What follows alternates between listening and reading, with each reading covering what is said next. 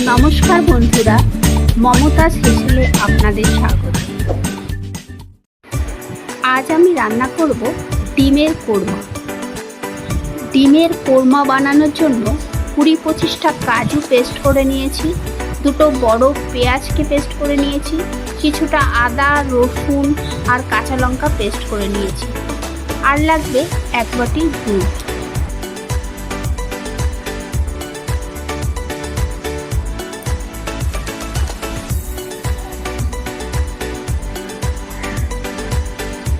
প্রথমে কড়াইতে কিছুটা তেল দিলাম, 2 চামচ ঘি দিলাম।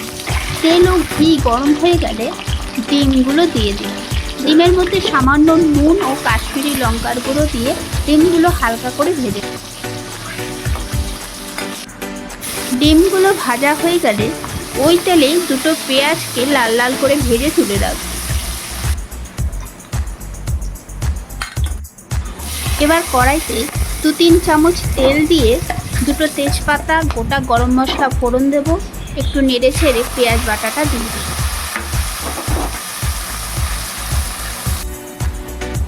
এবার 1 চামচ ধনে গুঁড়ো, 1 চামচ জিরে গুঁড়ো ও 1 চামচ নুন দেব।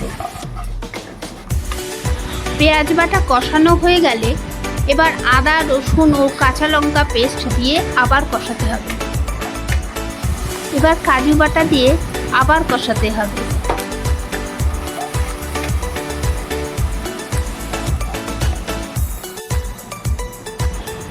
এবার দেব 1 বাটি দুধ, আবার কষাতে হবে।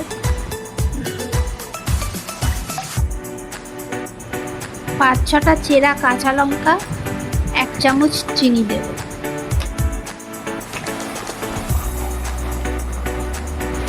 মশলা থেকে যখন তেল ছাড়তে শুরু করবে তখন ডিমগুলো দিয়ে নাড়াচাড়া করে নেব।